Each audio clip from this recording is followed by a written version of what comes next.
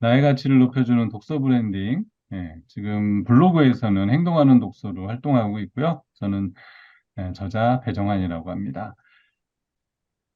저는 이제 이게 두 번째 책이고요. 첫 번째 책은 가서 만나고 이야기하라. 이제 우리 블로그 이웃분들한테는 제가 가만히 이렇게 이야기를 해요. 그래서 가만히 가서 가만히 해라. 뭐 이렇게 이야기도 하고 또 친하신 분들은 가만밥 하러 간다고 또 하시는 분도 있어요.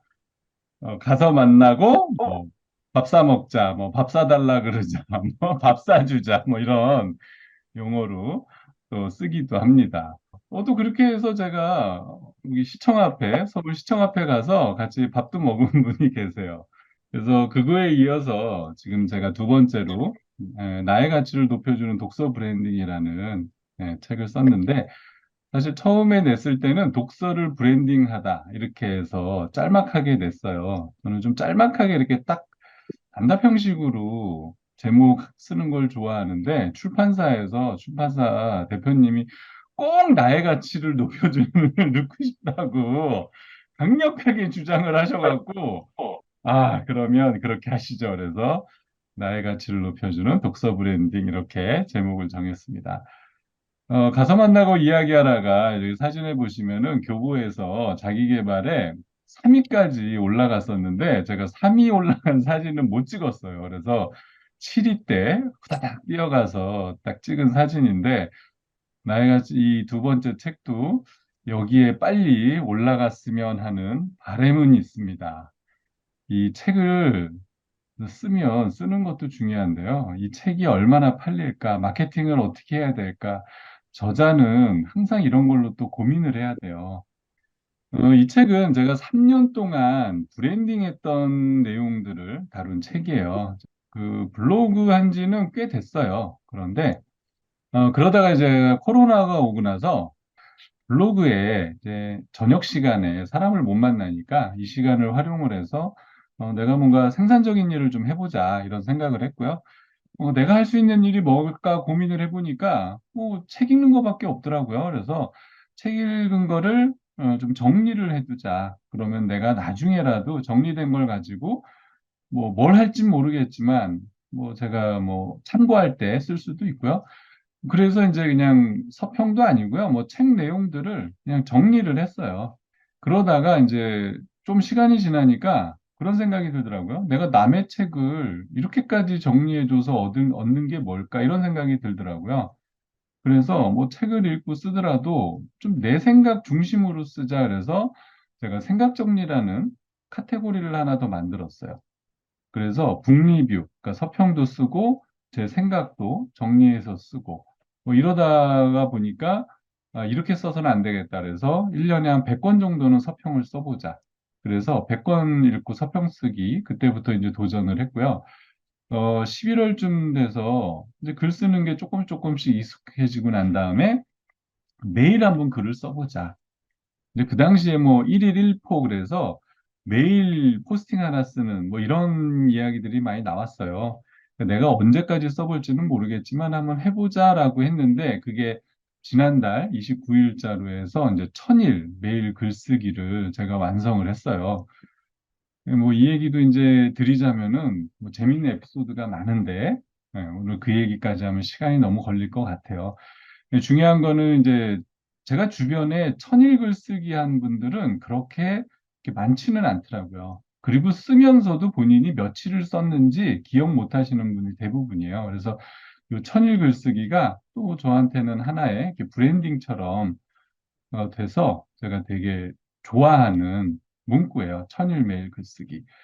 그리고 이제 쓰다 보니까 도서 인플루언서도 됐고요. 브런치에 한번 내보세요 하는 분이 있어서 냈더니 이제 브런치 작가도 됐고요. 그 블로그 이웃분들이랑 뜻이 통하니까 우리 그러면은 독서 플랫폼으로 사업을 한번 해보는 건 어떨까요? 그래서 이제 꿈의 도서관이라는 법인도 설립을 해서 제가 대표를 맡았고요. 이제 또 블로그 이웃분들이 그 생각 정리라고 했던 그 부분을 읽어보시고 요거 묶어서 책으로 한번 내보세요. 그래서 좀 고민을 하면서 해본 게 이제 가서 만나고 이야기하라 작년 2월에 나왔고 제가 이제 이 과정들을 거치면서 했던 내용을 가지고 쓴 게 요번에 나의 가치를 높여주는 독서 브랜딩. 이렇게 해서 제가 3년 동안 이제 이룬 것들 중심으로 해서 이 책을 썼습니다. 이 책은 어, 출판사에서는 이제 글쓰기로 분류를 했어요. 그리고 교보를 갔더니 글쓰기 카테고리에 이 책이 들어가 있더라고요. 예스24도 글쓰기로 들어가 있어요. 근데 알라딘 갔더니 또 다르게 들어가 있고, 그래서 아, 내 책이 여러 장르를 아우르고 있구나. 어떤 블로그 분들은 이제 경험 이야기가 많이 들어가서 에세이라서 좋다 이렇게 얘기하시는 분도 있는데 저는 개인적으로 자기 개발입니다라고 이야기를 해요. 근데 저는 그 가만히를 쓸 때도 그랬고요. 좀 쉽게 읽히는 어떤 책이었으면 좋겠다라는 게 제 목표였고 딱딱한 이야기들 뭐 해라 책보다는 난 이렇게 했어요. 이렇게 했더니 이렇게 됐더라고요 하는 약간 에세이적인 에피소드 중심으로 글을 써야 그런 것들이 좀 가슴까지 들어가겠다 싶어서 저는 이제 그런 글을 좀 쓰는 스타일로 계속 쓰고 있어요. 왜 제가 이제 이걸 자기계발서라고 얘기하냐면 사실 요 가만히 가서 만나고 이야기하라는 제가 블로그 하기 전에 했던 에피소드들로 이루어져 있기 때문에 이 사람이 정말 그걸 한 건지, 어디에서 차용을 해서 갖다 쓴 건지, 뭐, 모르잖아요. 실질적으로 제가 아시는 분이 이 책을 읽으시고 저한테 전화가 왔어요. 이거 진짜 본인 이야기 쓴 거예요. 어디서 읽은 거 주워다가 쓴 거예요. 이러고 저한테 물으시더라고요. 그래서, 아니, 다 제 얘기죠. 제 얘기가 아닌데 제가 어떻게 썼겠어요. 그랬더니, 이게 진짜 본인이 다 경험한 거 맞아요? 막 이러더라고요. 그래서, 아, 이게 의심이 들 수도 있겠구나. 그래서 그러면 이 3년 동안 한 내용은 제가 제 블로그를 와서 보시면은 한 1000몇 개의 글이 올라와 있으니까 그 글을 처음부터 보시면은 아, 이 사람이 정말 처음에 이걸 시작을 했네. 어느 시점에 두 번째를 뭔가 시작했네. 진짜 있었던 얘기로 공감할 수 있겠다. 그래서 3년 동안 정말 가서 만나고 이야기하라는 이걸 제가 실사 현실로서 어떻게 해서 지금 아까 말씀드린 브랜딩을 만들었는가라는 부분들로 했으면 좋겠다. 그래서 가만히의 실사판. 그래서 행동하고 만나고 어떻게 결과를 만들었는가라는 주제로 제가 제 실제 있었던 이야기를 썼죠. 그러니까 이게 이제 에세이처럼 느껴지는 부분이 있는 것 같아요. 이 책에 뭐 다양한 내용들을 제가 다루자 그러면은 뭐 260페이지에 해당되는 내용을 하나하나 이렇게 짚으면은 뭐 좀 지루할 수도 있고요. 또 아시는 분들은 또, 뭐 비슷한 내용을 계속 들으실 수도 있을 것 같아요. 근데 이 책을 관통하는 주제가 이거예요. 저는 일단, 이게 너무 재밌을 것 같다 그러면 저는 일단 해보거든요. 뭐, 고민은 하죠. 이걸 어떻게 하면 좋을까 고민은 하지만 제가 안 해본 분야는 제가 아무리 고민해도 답을 찾을 수가 없잖아요. 그러니까 제일 좋은 건 해본 사람한테 묻는 거고요. 그럴 사람이 없다 그러면 일단은 저질러 보고, 어, 뭐가 안 되네? 사람들의 반응이 별로 없네? 그러면 그때그때 좀 수정하면서 나아가는 스타일인데, 제가 자기계발서 중에 다크호스라는 책을, 좀 좋아한다고 제가 글을 쓴 적이 있어요. 근데 그 책에서 이런 내용들이 나오거든요. 어떤 일을, 목표를 우리가 만들고 그걸 해서 성취하는 것 같지만 사실은 희미한 목표를 두고 그냥 가다가 이 길이 아닌 게벼 하면 다음 길로 수정하고 또 다음 길로 수정하고 수정하고 수정하고 가다 보면 내가 A라는 지점에 목표를 세웠지만 그거보다도 내가 더 좋아했던 그러니까 가면서 중간에 발견하는 거죠. 그러니까 B 지점에 갈 수도 있다. 그러니까 우리가 보통 목표를 달성하는 과정들은 이렇게 만들어져 있다. 이렇게, 이런 내용들이 있는데, 저는 약간 그런 식으로 행동하는 편이에요. 그걸 하려면은 피드백을 이제 되려면은 당연히 실패를 거치겠죠. 그래서 실패를 두려워하지 말고 일단 해보라는 거고, 어떤 일을 하든 사람이 필요해요. 제가 아시는 분은 귀인이라는 표현을 많이 쓰는 분이 계세요. 그러니까 사람들에게 내가 도움을 주고 도움을 받고 아이디어를 얻고 같이 협력하고 이러면서 사람들로 일이 만들어지기 때문에 혼자서 뭔가 고군분투해서 일을 만든다. 근데 열심히 만들었는데 사람들이 찾아주지 않으면 정말 나는 1, 2년 동안, 3년 동안 헛발질한 거잖아요. 그렇기 때문에 사람들로부터 내가 하는 게 잘하고 있는 건지, 혹시 그 느낌이 제대로 전달되는 건지, 이런 피드백을 받으려면 사람들 속에 저는 있어야 된다는 생각을 많이 해요. 그러니까 만나야 뭔가 통하는 게 생기고, 뭔가 도움을 주고받을 수 있는 것들이 저는 생긴다고 생각을 하거든요. 그래서 가서 만나고 이야기하라가 그냥 이론만 해서 썼다기보다는 진짜 실질적으로 사람을 만나려고 그러고 그 안에서 제가 얻은 게 너무 많기 때문에 드릴 수 있는 얘기예요. 도서 인플루언서가 된 것도요, 책에서는 저는 정말 몰라요. 도서 인플루언서가 된 방법을 몰라요. 네이버에서 신청하라고 그래서 저는 신청했을 뿐이고 덜컥 돼버렸어요. 그래서 어떻게 하는지 저는 지금도 물어보시면 도서 인플루언서가 되는 방법을 몰라요, 저는. 자, 그런데 그 전서부터, 도서 인플루언서가 되기 전서부터 제가 뭘 해놨나 살펴보니까 메일 쓰기를 해서 이미 한 150건 정도의 메일 쓰기를 하고 있었고, 책이라는 주제를 가지고 명확하게 하고 있었고, 그런 것들이 이어져서 도서 인플루언서가 저는 됐다고 생각을 하거든요. 자, 어쨌든 저는 도서 인플루언서라는 게 생기고 나서 뭔지는 모르겠지만 일단 신청을 했어요. 근데 신청해서 됐는데 도서 인플루언서에도 등수가 있잖아요. 들어가 보면은 인플루언서에도 등수가 있습니다. 잘 보지는 않아요. 그런데 제일 돈이 안 되는 인플루언서가 도서 인플루언서예요. 우리나라에 지금 한 500명 정도 있더라고요. 그래서 제가 찍어보니까 제가 한 55위 정도 하는 거를 제가 마지막에 한두 달 전에 확인을 했거든요.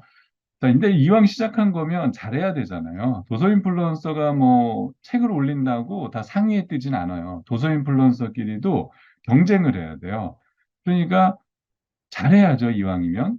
그랬을 때 내가 쓴 어떤 책의 리뷰가 상단에 이렇게 딱 떠줄 수 있잖아요. 어떻게 하면 잘할 수 있을까?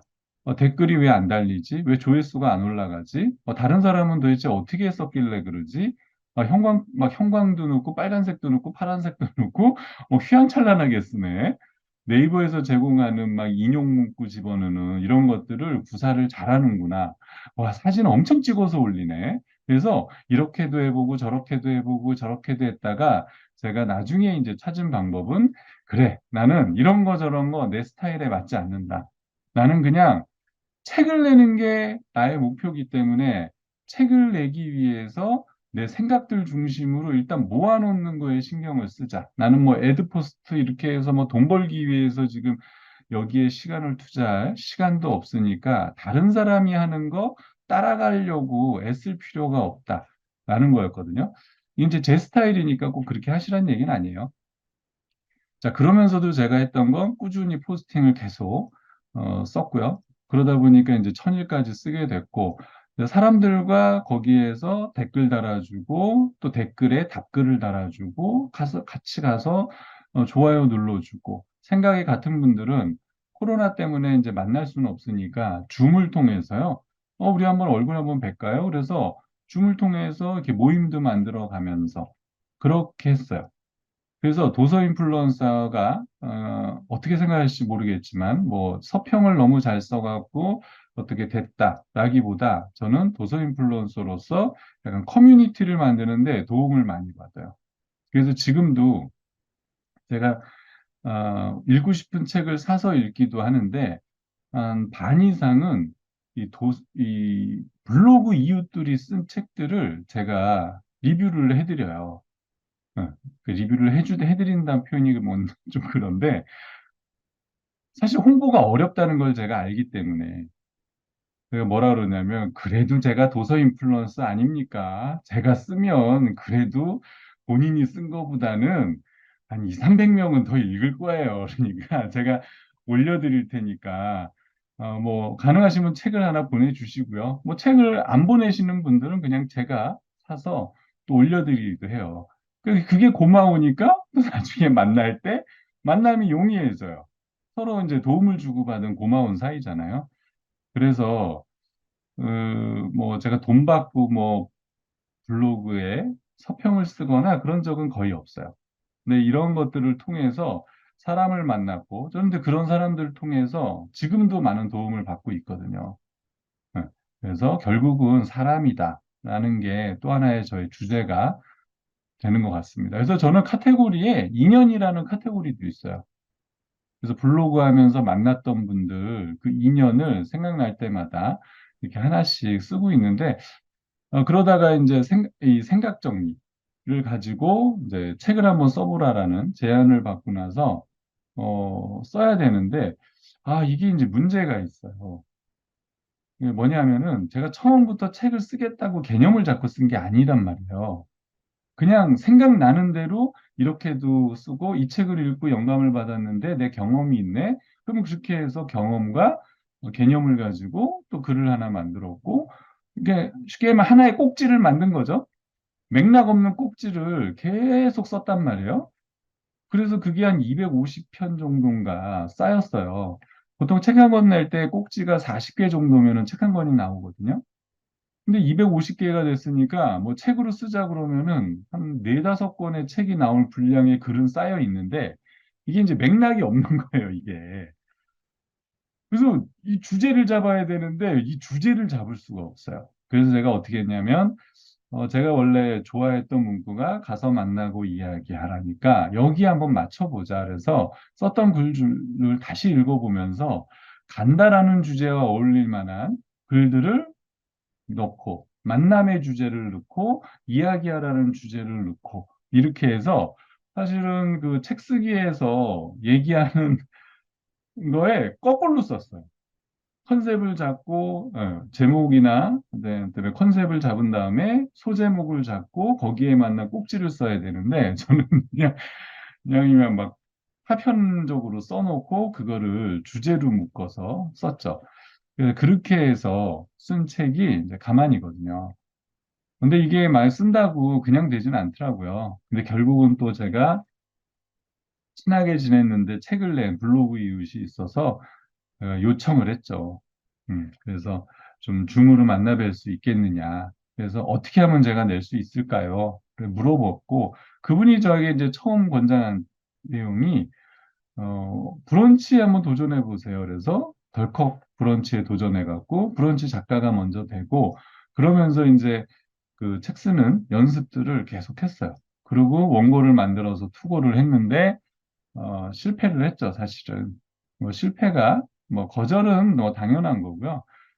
출판사 이제 대표님한테 보냈는데, 이게 너무 컨셉이 애매하다. 주제가 너무 방대해서, 이 정도로는 읽기가 쉽지 않을 것 같다. 그래서 제가 일주일 동안 심각한 고민을 한 적이 있어요.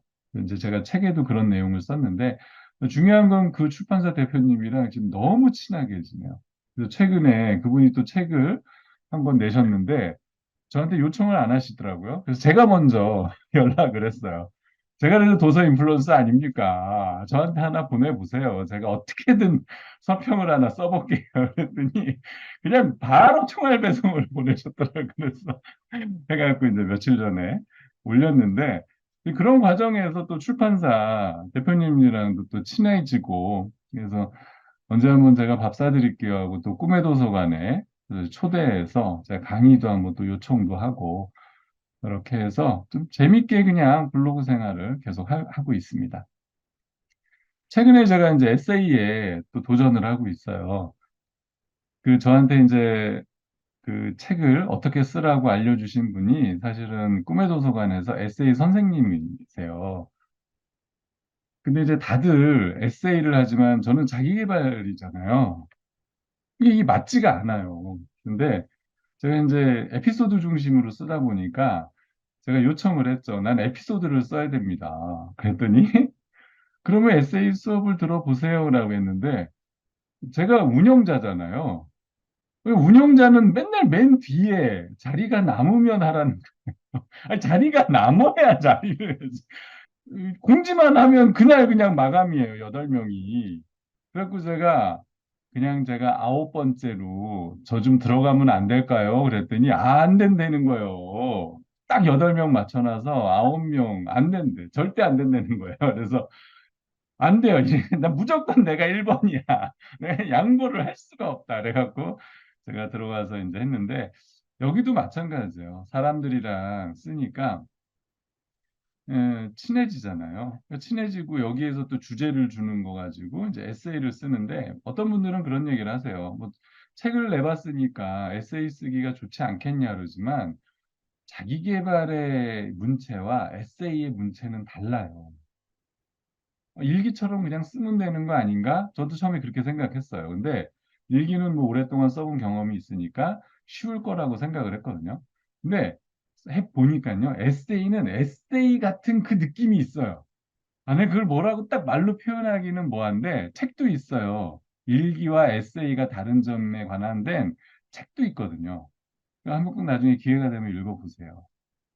저는 이제 그걸 뭐라고 표현했냐면, 그 에세이 선생님한테 제가요, 에세이 쓰려면 글이 말랑말랑해져야 되거든요. 그래서 말랑말랑한 글을 제가 쓰는 게 목표입니다라고 해서, 어, 계속 노력을 했죠. 근데 이것도 제가 천일글 쓰기 하면서 매일 쓰는 과정을 거치니까 조금 빠르게 에세이적인 글이 되지 않았나 이런 생각이 들어요. 물론 지금도 많이 부족하긴 한데 지금 노력 중이에요, 지금도.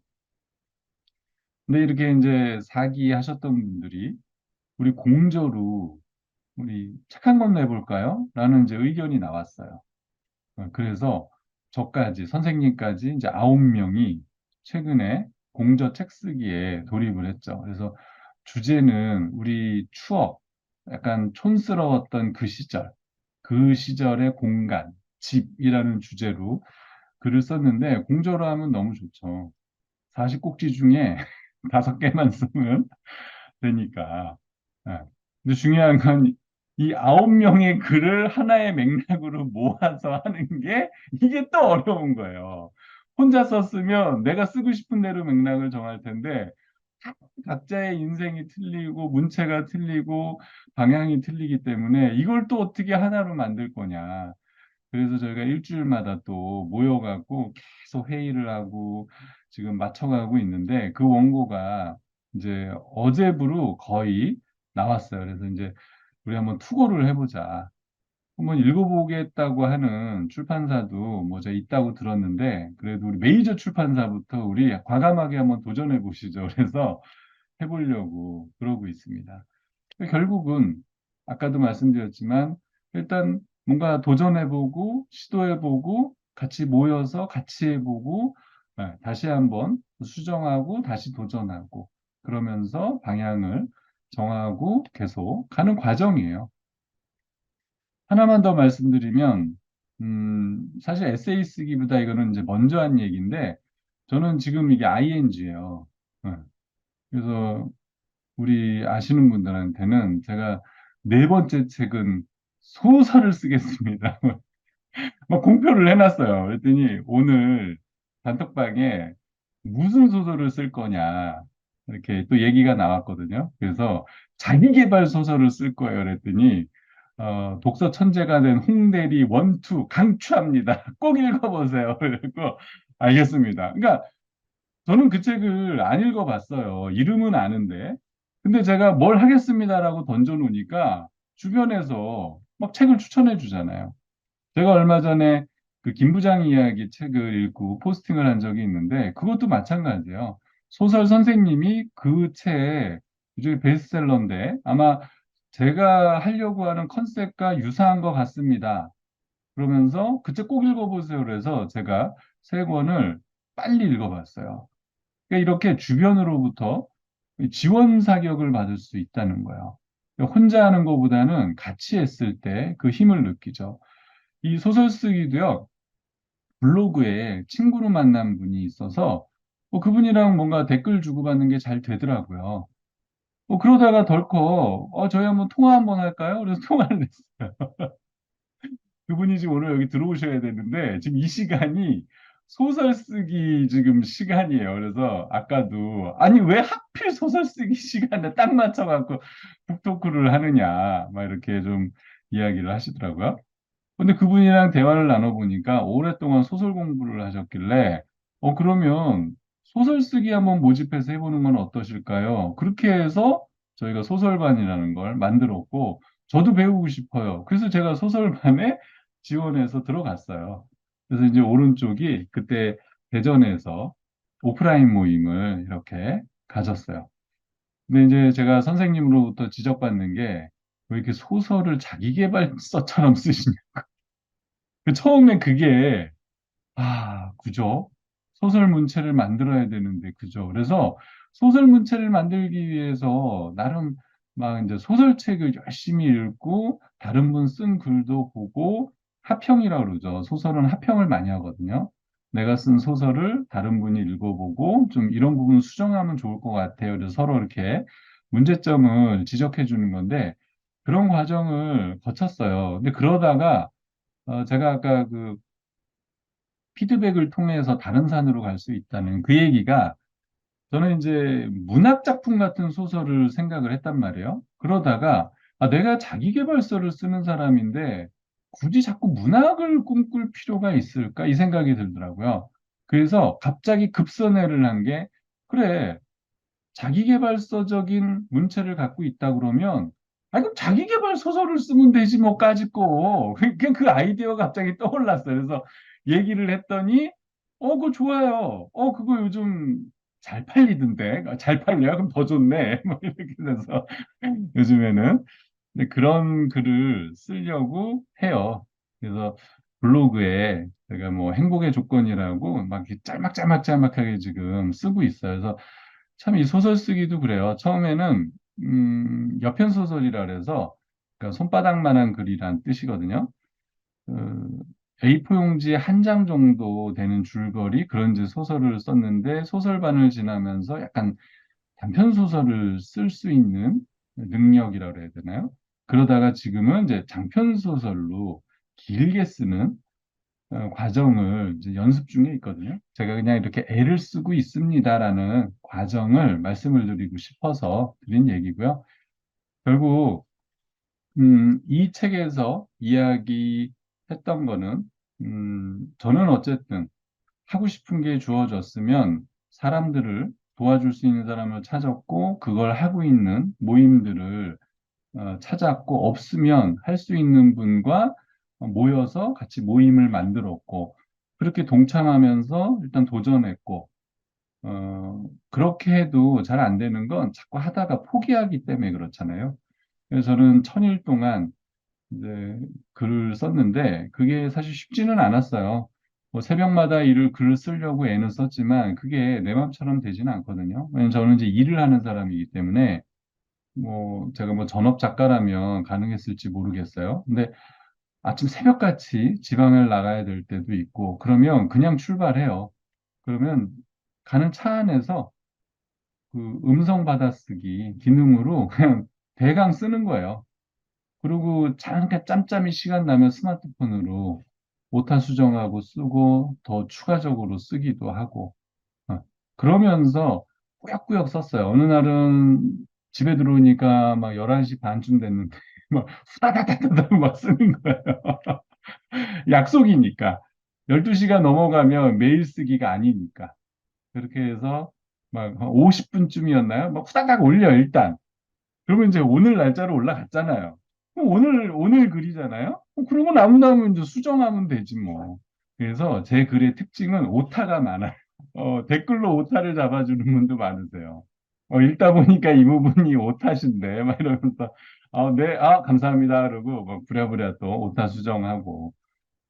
뭐 그렇게 해서 가면 되니까. 그래서 혹시라도 글을 좀 써야 되겠다라고 하시는 분들이 계시면 제가 추천하는 거는 이제 같이 썼으면 좋겠고요. 이왕이면은 이제 목표를 좀 잡고 쓰셨으면 좋겠고요. 그리고 좀 못 쓰더라도, 지금 당장은 못 쓰더라도 계속 남이 보는 공간에 올리는 연습을 하면 좋겠다. 그래서 어쨌든 여기 오늘 오신 분들은 꼭 책 쓰기가 아니어도 본인이 좀 목표로 하고 있는 일이 있으시다 그러면은 가만히 하시고, 이 책이 어떻게 도전하면 좋겠다라는 부분에서 조금이라도 좀 도움이 됐으면 좋겠습니다.